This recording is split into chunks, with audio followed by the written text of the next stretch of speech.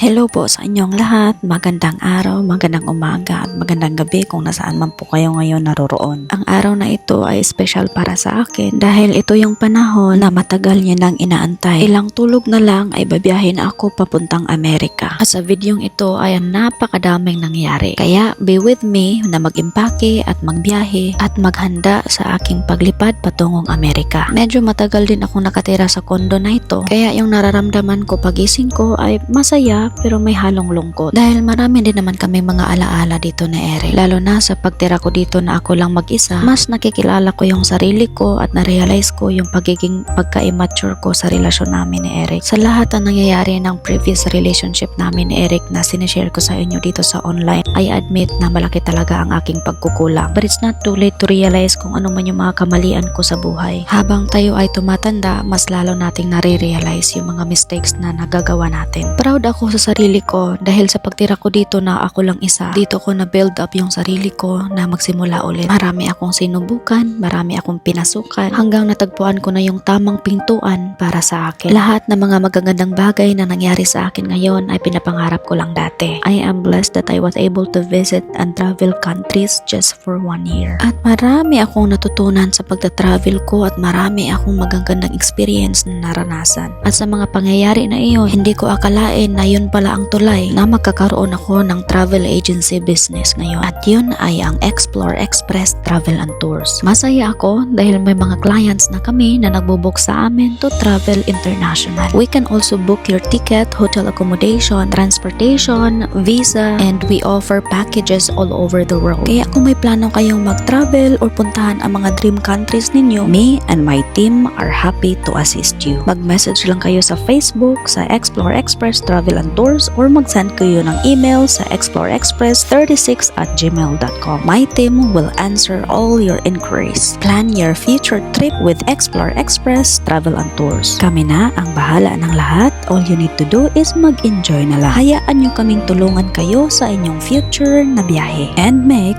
unforgettable memories. Dito lang yan sa Explore Express Travel and Tours.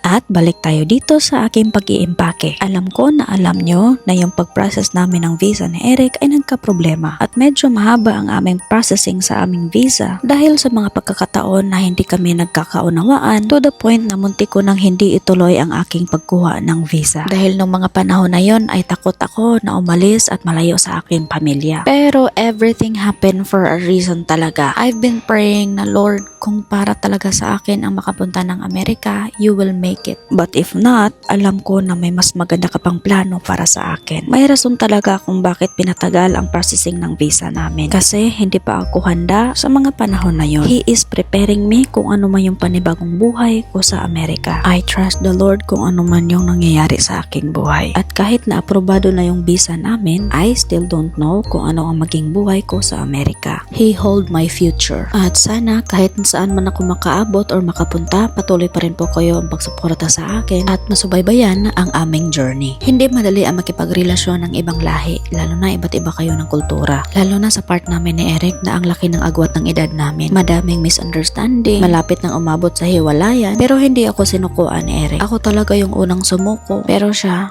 talaga yung nag-a-adjust ng attitude ko. I mean, pareho naman kami dalawa nag-adjust sa isa't isa, pero siya talaga yung ang haba-haba ng pasensya niya sa akin. Yung nakikita ko at na-observe ko kung paano niya ako i-handle kapag nag-aaway kami or moody ako, ay talaga nakapag-adjust na siya sa akin. At paulit-ulit kong iniisip na kapag naghiwalay kami or hihiwalayan ko siya at mag-i-entertain ako ng bago sa aking buhay, ay it takes time talaga to know the person. At napakasayang naman kung basta-basta ko lang itatapon yung mga sakripisyo na ginugol namin sa relasyon na ito. To be in a relationship is hard. Kung talagang seryoso kayo sa isang tao, it will take time to know the person very well. Kasi the longer you have each other, doon talaga lumalabas ang mga attitude sa isa't isa at doon talaga lumalabas ang real problem kung paano kayo i-handle or paano nyo i-handle ang isa't isa. I learned a lot sa mga previous years na magkasama magkasama kami ni Eric, and I learned a lot dito sa YouTube, sa mga taga-suporta sa akin, sa mga nagko-comment, sa mga nagbibigay ng magagandang advice, at lalo na din sa mga basher. Kasi kapag binabasa ko yung mga comment nyo, at first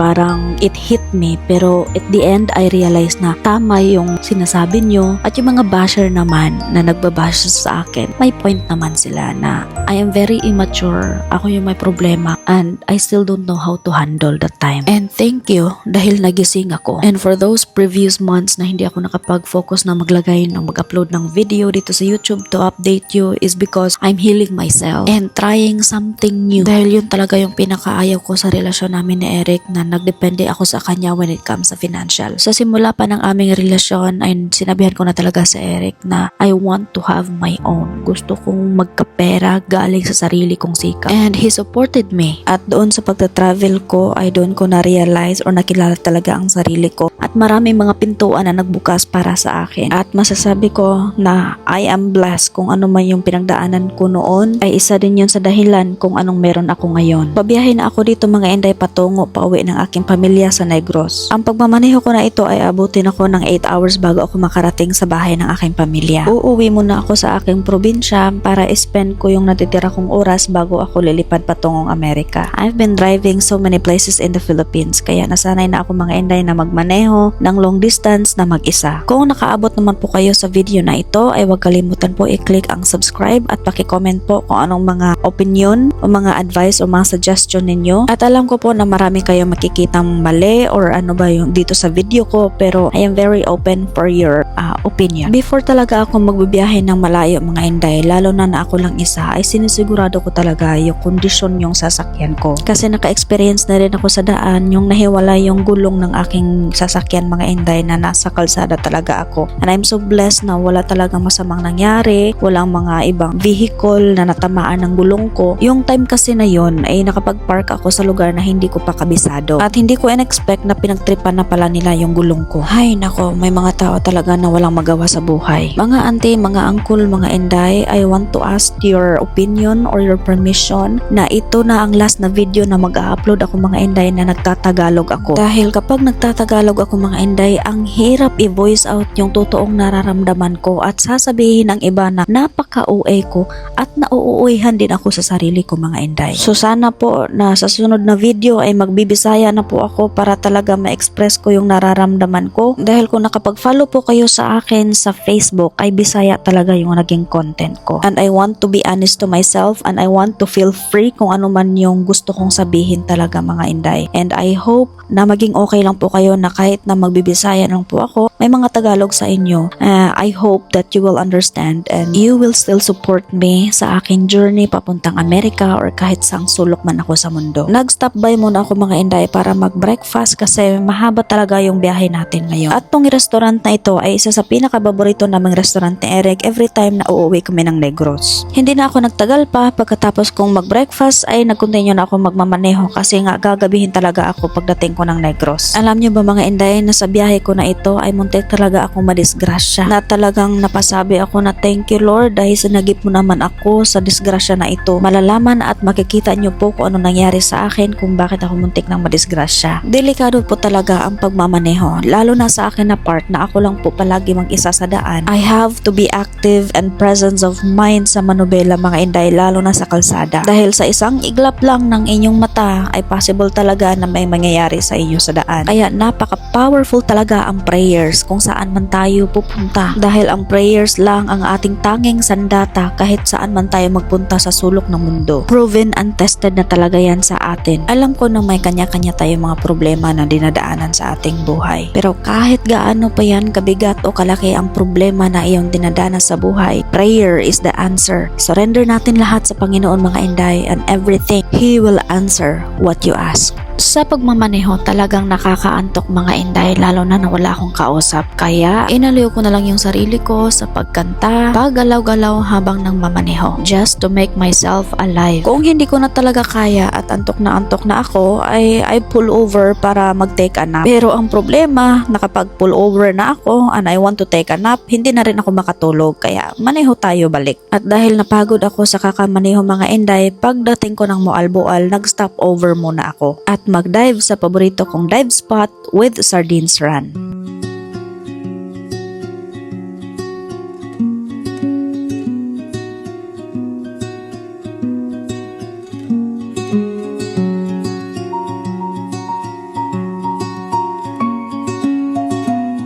Ang freediving ay isa sa aking pinakapaborito na sports. Ito ang aking stress reliever kapag stress ako sa buhay. Kung hindi nyo pa napapanood ang iba kong video, ay pwede nyo pong puntahan ang aking Facebook page o TikTok. I-search nyo lang po ang Inday Heart. Nakapag-dive na po ako kasama ng shark, whale shark, treasure shark, at iba pang mga nilalang underwater. Number 1 rule in diving is never dive alone. Pero sa part na ito mga Inday ay nag-dive po ako na mag-isa. But I have my limit, hindi na po ako pumunta sa malalim pa na part. At nag-dive lang ako sa may mga tao din na for in case of emergency ay makikita nila ako na kailangan ko ng tulong. Huwag nyo lang po akong gayahin na mag-dive na mag-isa. Kailangan talaga na may body kayo. This is free diving ang aking paglangoy na ito mga Inday. Wala talaga akong oxygen or air tank na aking dinadala. I just hold my breath sa abot ng aking makakaya. At kung magtatanong kayo kung sino ang nag-video sa akin while nag-dive ako, wala po ang nag-video sa akin mga Inday. Ako lang po dyan isa. May camera lang po akong ginamit na may invisible stick na hindi nyo po makikita na I'm just holding a camera.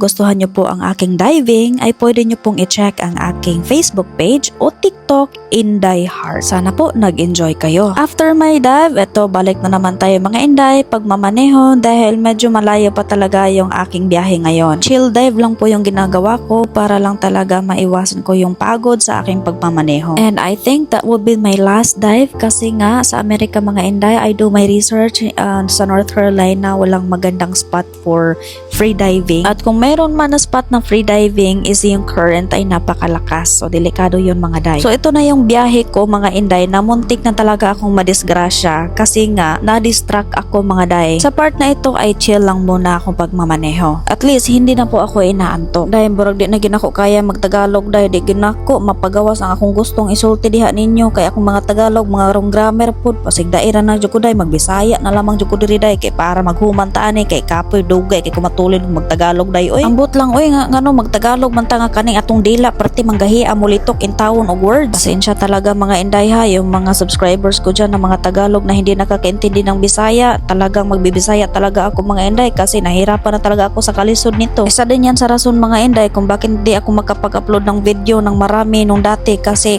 Tagalog kasi matigas lagi kung dila na ako lagi magtagalog oy. Ako talaga nahihirapan sa kalisod talaga magtagalog manggod oy kaya magbisaya og Tagalog na lang ako dito mga Inday. Importante mabilis ako makatulin kasi dugay kay kung makatulin oy gari na ako sige recorder sa ko ang tingog nagistorya Tagalog ng mga grammar po ning uban. Arita balik ta sa tong istorya aning ga-drive na ko dire. Gitulog naman po kog balik gud ana day kay medyo layo-layo pa man gud na akong biyahion ana nya. Mo lagi na basta tulgon ko mangita ra jud kog way nga kanang di ko tulgon ba kanang magkuan ko kan di ko magduka kay na maon sa lagi ko sa kadalanan day na maadto para batag Amerika unya dili ta magamping ining atong biyahe naning lagyo pa ba neto mga biyahe lagi ani. Bitaw day sa akong mga vlog sa Facebook ug sa TikTok kanang ako ang mga content kay mga Bisaya gyud kay ngano maka voice out manggug ko kataman sa ako ang kanang gibati gud ba nga di ko maglisod diri magud sa YouTube mo bitaw ning na behind ko sa YouTube kay mahadlok ko nga magbisaya kay base unyag na akong mga Tagalog nga mga followers dili kasabot mamiya na di na manglantaw. Mao ginay akong giingon day nga kutob ra gyud sa magpabilin mao ra gyud pay ako aday kay di kita kapuguspos mga tawo. Diri na tong akong giingon nga hapit ko madisgrasya day kay na distract manggug ko kay nahulog bang ko ng kilid diha day o nya no tanaw pag distract nalingi ko o nya akong mapag-drive hapit na di ay naigo dito sa kilid di sa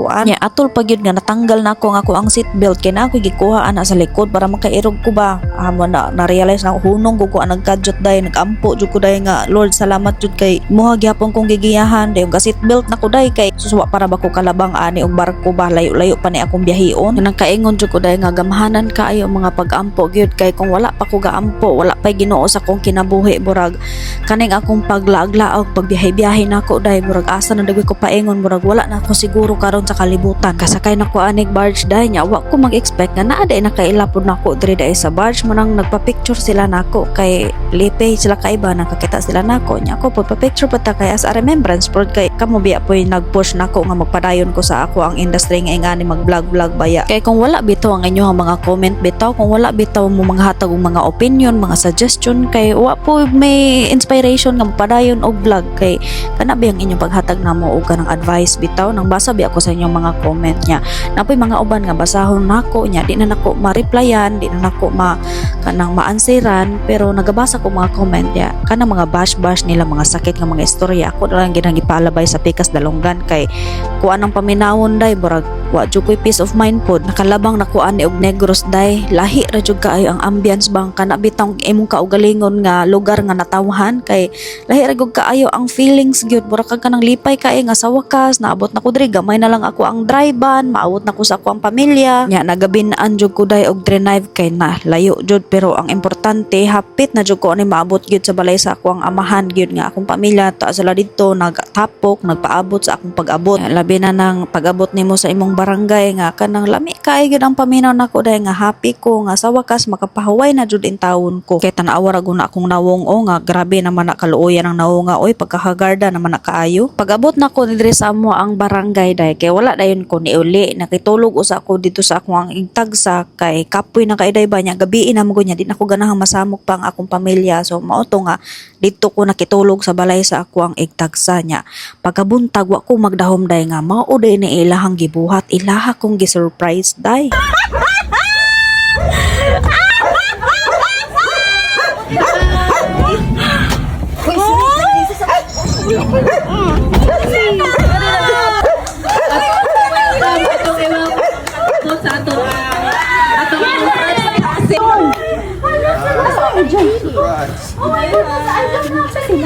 Sila Eljon? Oh, asa sila Eljon? Hi!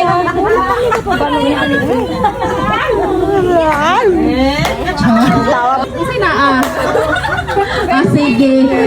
So before now we start, kaya kita pinamang guwapa man siya kaayo na.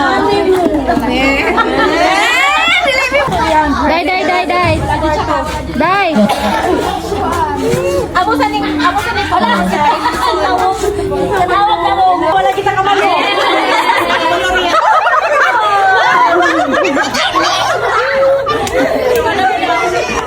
You're so handsome. Can I kiss you?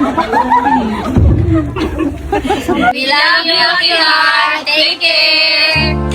Ilahaday kong gi-surprise og farewell party day kay pila na lang gyud ni katulugan mubiya na jud ko diri sa Pilipinas ya wala jud ko mag-expect nga ilahan ning buhaton kay para nako murag dili pa manggod kaayo bugat sa ako ang dugahan nga mopahawa or excited or unsa ba neutral ra gyud ang akong gipamati gyud pero Kani akong pamilya nga nag-prepare sila, naghatag sila na akong mga messages pamilin-bilin, murag ni kumot gyud ang ako ang kasing-kasing day nga nakahilak jud ko sa kalipay o sa kaguol kay mobiya na ko nila kay sige man kong gibiyahe day, sige man kong kadtog laing lugar pero mobalik raman ko after pila ka semana. Ya karon kaning akong pagbiyahe wala ko kabalo kano sa ako makabalik sa Pilipinas, kano sa anak ko sila mahalog, kano sa anak ko sila mabanding. Unya ang nagpaluyo pud ay anang ilahang party nga ilahang gihimo para nako mga day kay si Eric pud di ay ang nag-support pud ay nila. Grabe oy ang akong gibati ani higayon na kay kanang lipay nga samang kaguol ba niya. Ako ra yung gi-fight kay mobalik ra biya po ko diri sa Pilipinas pero mao lagi na wala ko kabalo kano sa ako diri makabalik. Wala ako mga igtagsa, mga igsuon.